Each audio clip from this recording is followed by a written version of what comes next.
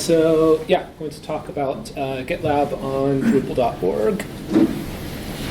So I'm Neil Drum. I work for the Drupal Association on the engineering team. So there's, I think, five of us who are keeping Drupal.org running and moving stuff towards GitLab, moving issues and everything towards GitLab. At the same time, maintaining all the subsites like localize.drupal.org and GitLab CI and everything. So kind of the overall roadmap is it's not just moving stuff to GitLab. We broke it up into phases of the project. So account creation, you might have noticed the login page changed a bit, so that's done. Projects and releases, those are staying on Drupal.org. And I'll explain more about that later. And as part of all this, we're simplifying Drupal.org because we also need to get Drupal.org upgraded and more maintainable. GitLab CI, that's done, available to everyone, and then get into all stuff around issues, which are being migrated. So account creation, that's what the new login screen looks like. And really kind of the goal for this initiative was to make it easier to contribute to Drupal. So it's not just GitLab focused, it's GitLab adjacent things. So make it easier to log in.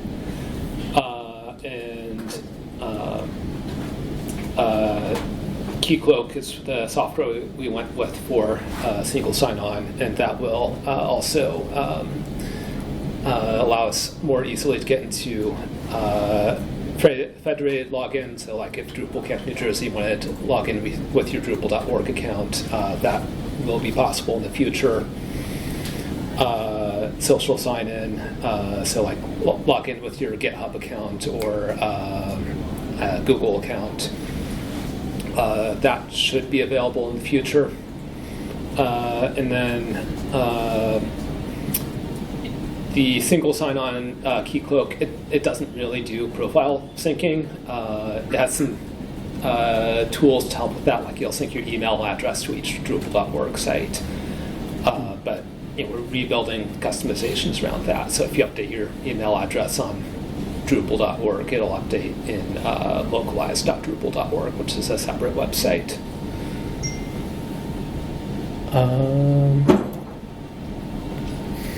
And kind of on simplifying Drupal.org around this, we used to have Drupal functionality for multiple email addresses. Those are now on GitLab on git.drupalcode.org, and then that also opened up SSH keys and GPG keys managed by GitLab, so but a little less code on Drupal.org to manage all of that. Not that Drupal.org ever did GPG keys, so new functionality as well. We didn't turn on email notifications for GitLab for everyone by default, so do double check that if you want more email from git.drupalcode.org. And yes, the login page looks a bit different since it's hosted by a third party and software that's not Drupal. Projects and releases, those are staying on Drupal.org. They're not going to GitLab. The reason for that is we have project browsing or like an app store for modules or themes. So all of that has additional metadata around the project that's not part of the code repository. And something like GitLab is pretty much a repository, and that's it. Yes. So there are no major changes, but they are being migrated from Drupal 6 or 7 to Drupal 10 or 11? Yes. Yeah. So project releases, after we're done with the GitLab chunk of work, they will migrate from Drupal 7 to Drupal 10 or 11 or 12.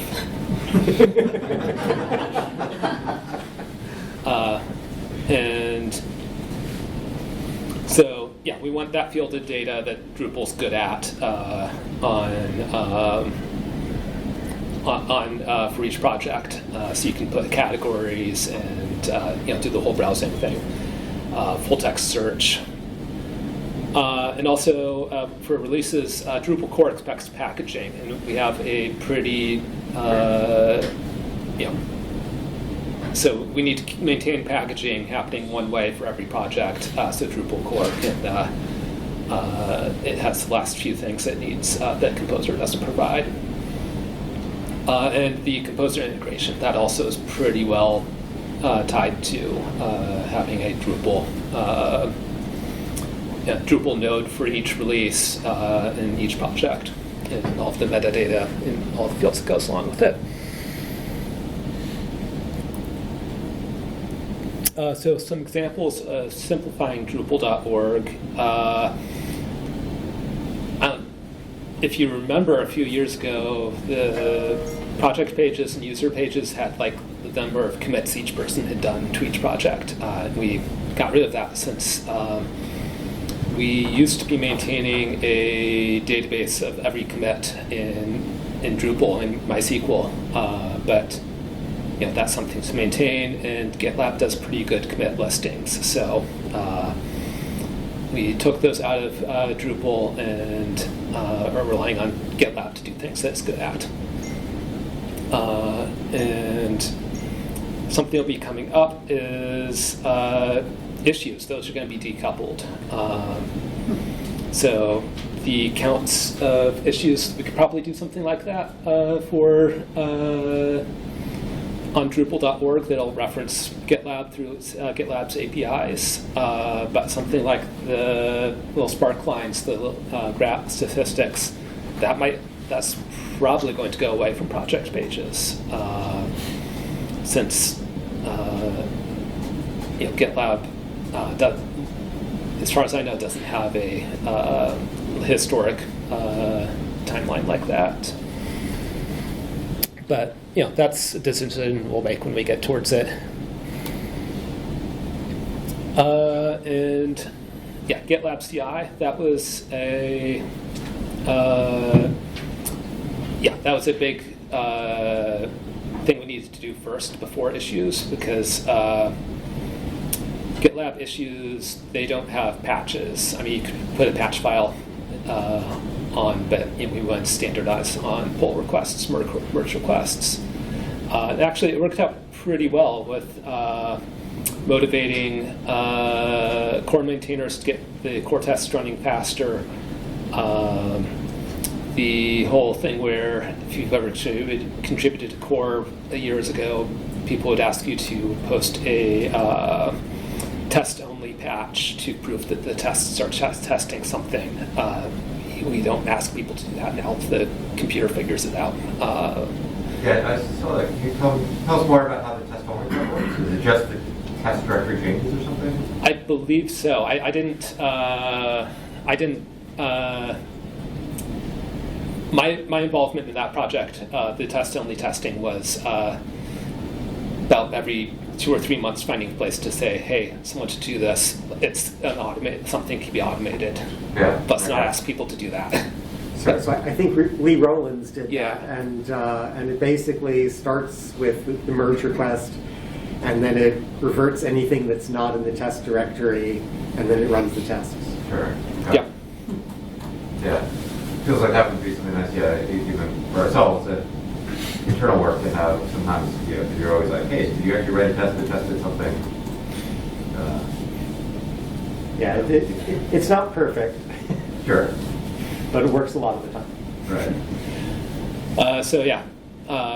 Automating, GitLab CI, it's giving people more tools to, an encouragement to automate things that can be automated, because it's kind of a more standard system, and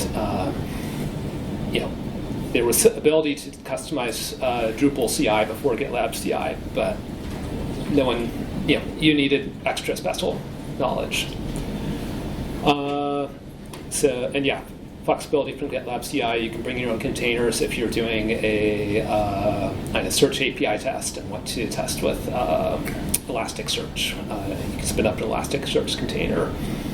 And GitLab Pages is enabled as well if you would like to host documentation or something with GitLab Pages. And so yeah, transitioning every project to GitLab CI meant then we could transition every project to merge requests.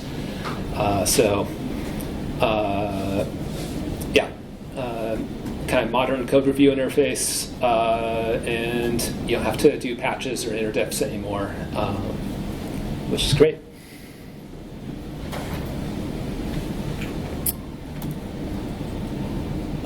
So the next big chunk of work is we've built this whole system in the Drupal community of issue credit and have come to really rely on it. So we need to keep that working as is, but it's very much tied to how issues are working. When I originally did issue credit, I wanted it to be something you do as you update the issue, so it's not kind of getting in the way. It's just you can update, yes, I'm working for this company or this customer or as a volunteer as you're updating everything.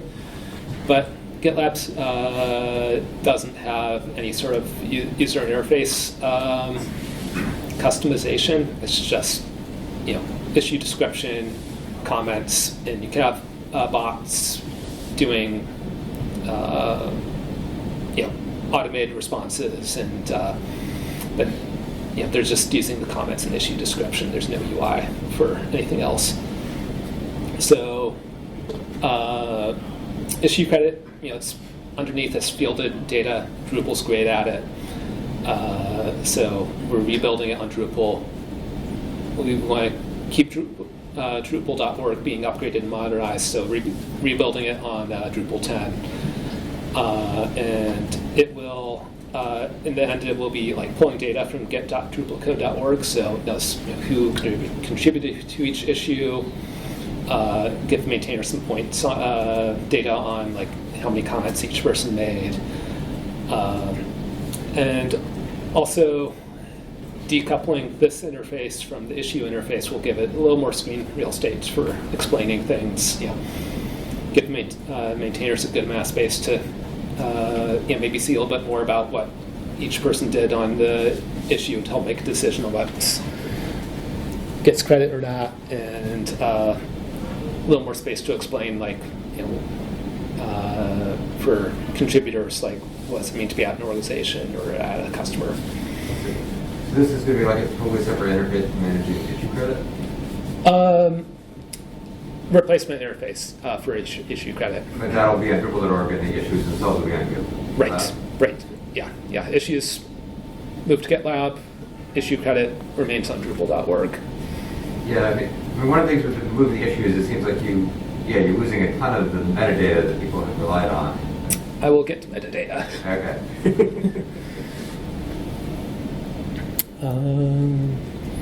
But first we had a surprise in our roadmap, the new branding, and we wanted to get that launched by, it was not DrupalCon Singapore, the one before that, Barcelona, DrupalCon Barcelona last fall. So a few landing pages, which it helped. It helped the GitLab effort in some ways, that we're increasing our Drupal 10 capabilities and getting some things migrated.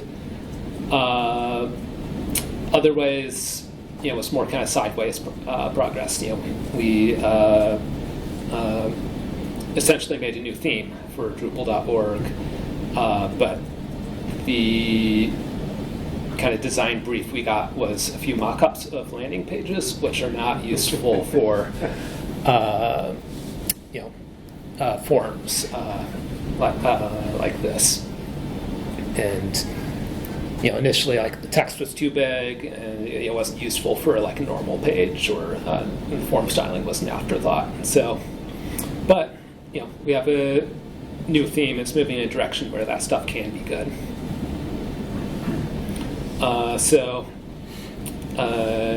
We had a lot of help with, from the Promote Drupal folks to, their task was even one layer deeper, because there was a brand guidelines that had some visual elements, and it's kind of like, oh yeah, there's a website, and they translated those brand guidelines into the landing pages, and then really some more work from Promote Drupal and Evolving Web and Palantir that made it into more of a design system that has the potential to work for the entire site.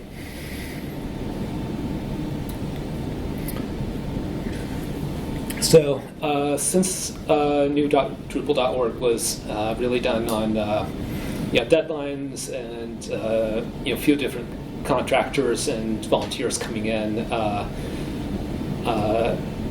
there's some shortcuts taken to meet the deadlines. So doing a site audit, making sure everything's good, and at the same time, I've been working on the security issues, as in security.drupal.org, getting those to GitLab. That's actually building a lot of the foundation of how Drupal.org is going to communicate with GitLab on Drupal 10. So anything where the two sites are talking to each other will have a base of knowing it works. And once the site audit's done, the site's relatively good. Right now, it's limited to like 20 people who can log in and update the landing pages. Everyone will be able to log in, and at first it'll just be you see your user picture up in the navigation, and anything you're actually doing will be kicked back to www.drupal.org, the old site. But things will gradually move over to the new site, such as the issue credit. And once everyone is able to log in, we can do the issue credit functionality and migration.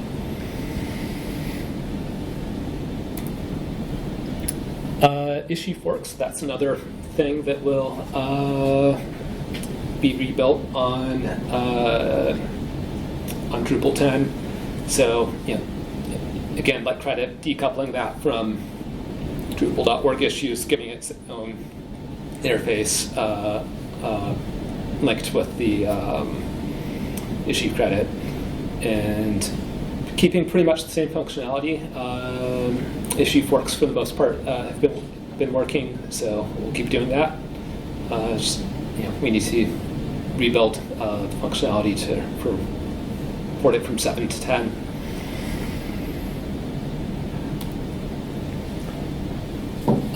And that takes care of like the big dependencies, and then since Drupal.org has been a monolithic website, we have these conveniences where anywhere on Drupal.org you can do a square bracket issue number, and that will expand to the issue title and the color for its status. But we can't do that anymore if we don't have issues in the local database. So we did that for change records, where that's actually expanded on the front end for green if the issue's fixed, red if it's or something else if it's not fixed. And audit the whole site for anywhere, like any views of issues, anywhere where we have like an count of how many issues are in a certain state, and just kind of plan for all of these issue nodes are going to go away.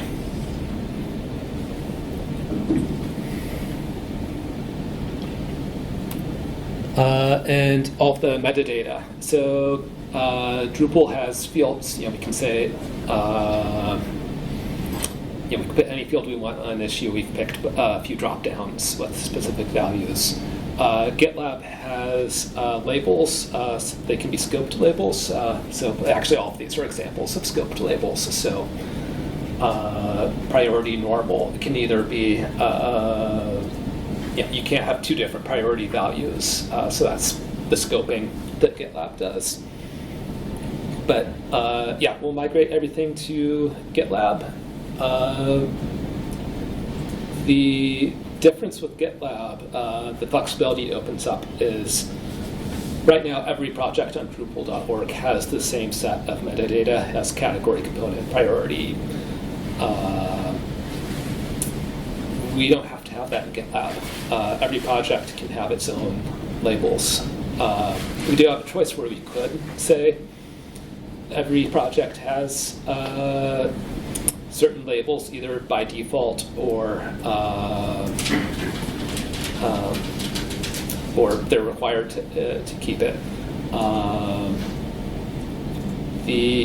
I'm leaning towards make it more open. As a maintainer, I don't like the priority label because my priority for an issue is always different than the reporter's priority, and it's just not productive to have an argument about whether it's priority, normal, or major.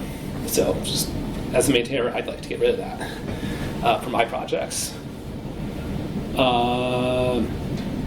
But maybe we do want to have that as a default. So there's there is something to be said for every project's the same and has some potential of you're not walking to a different world as much every time you're working on a new project. So this is an issue we haven't decided on, but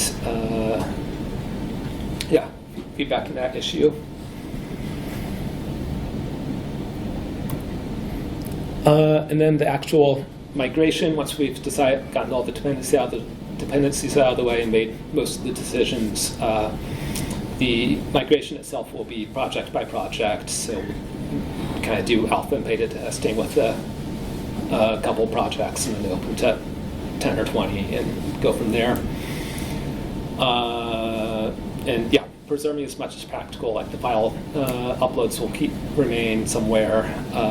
The metadata, that's all becomes labels, and trying to make it as smooth as possible. Probably a issue queue outage for each project, which would be a couple minutes or less for a small project. We'll have to see how long Drupal core will take. We're migrating every issue, all the closed issues. We have the whole history.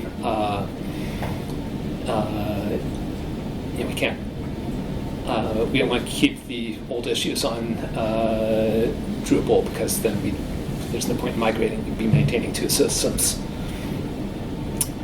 My coworker Fran has done a lot of this work. Has a first draft of this ready to test, first pass at it, and has been testing it. And we'll refocus on that once the prerequisite work is all done.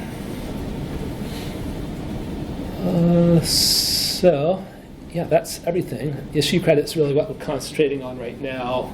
Getting the new site ready for everyone to log into, and issue credit. I should put some slides in about this. There are two key changes for issue credit that happened recently. GitLab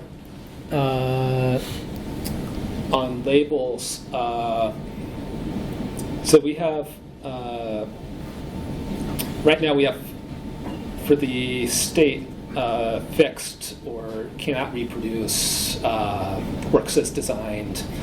These kind of resolved but not fixed states. GitLab doesn't have that. Its issues are open or closed, and we can add additional metadata around the state with labels like this, and we will, but it doesn't have to be standard for each project. So we decided for issue credit, we can allow maintainers to grant credit for any issue that's closed, whether it was closed with a fix or closed as something like cannot reproduce. And I think that makes sense, because even if something's closed cannot reproduce, someone might have spent a couple hours on trying to reproduce it, and that's real work that should be credited, and the maintainer can do that right now if they want. What was the other change? Is there still going to be the like auto move to close if it's fixed, or is it just fixed? Just closed? Just closed.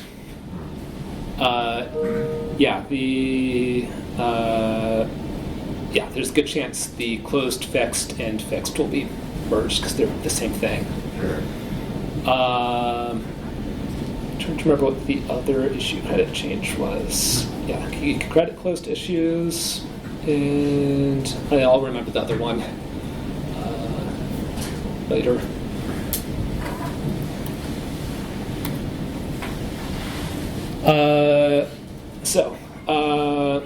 We're doing this with a small team, and just want to make it clear, like GitLab, we're not saving money with the GitLab migration or time. GitLab, our previous Git system was incredibly stable. We did no maintenance on it because no one was updating it. GitLab, they do a security release, or they do a feature release every month and a security update twice a month. So we're updating twice a month.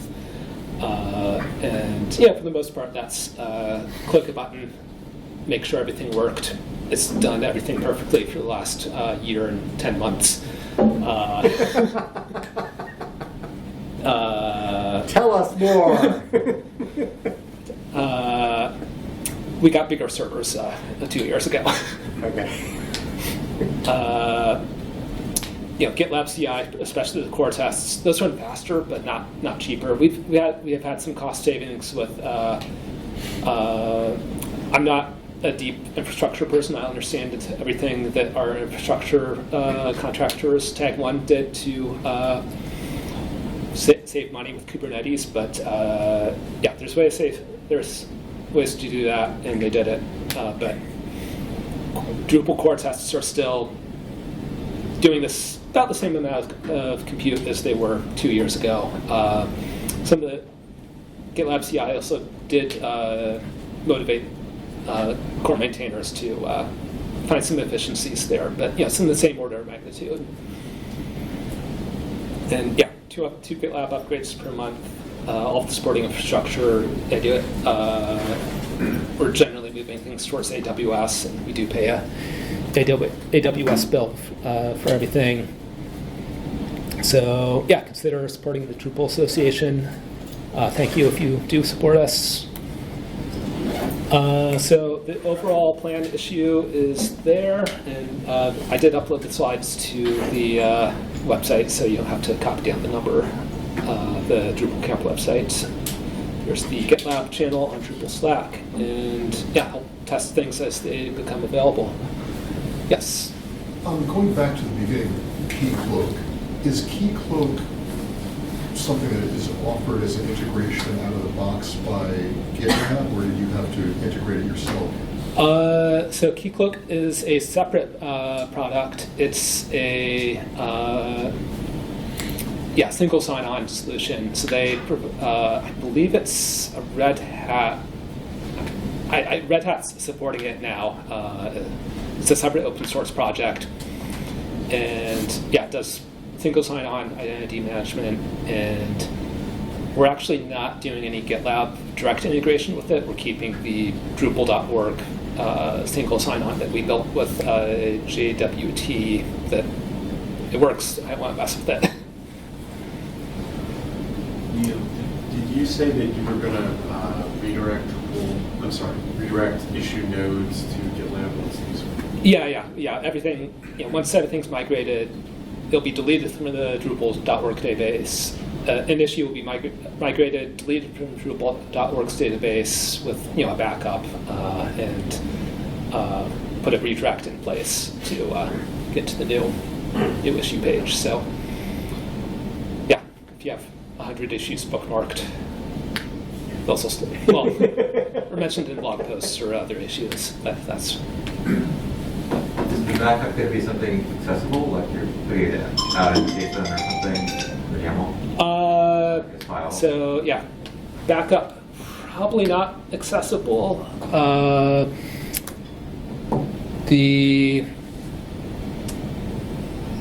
The thing with static backups is we respect the whole, GDPR privacy, like right should be forgotten. If someone asks for their name to be removed from the internet from us, we'll say yes.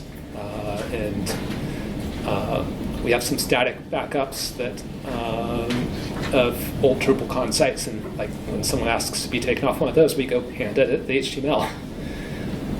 So, yeah, from that perspective, I lean towards not providing a public archive. Yeah. This might be a dumb question, but I forget what GitLab calls it, but there's this like link keyword or something like that where you can say like a merge request closes some issue number. And so when it gets merged, I assume those are going to be active, I guess, right? Yeah. I can't turn it off. I was just wondering. Yeah, they'll be active. GitLab. Yeah, it's a product. There's not customization, so we'll get what features GitLab has, and we'll be happy with them. Yes. Siri, are we going to maintain some global namespace, so like a global ID for issues? Because on GitLab they're per project. So, And, right. What is the architecture? So yeah, migration, we can preserve the issue IDs, so issues will not be renumbered. But yeah, from that point on, every project has their own issue number incrementing. So yeah, there'll be two issue. Yeah, there'll be an issue number 1 for every project that's created after the migration. And once it gets migrated, we'll start at 1 million or whatever.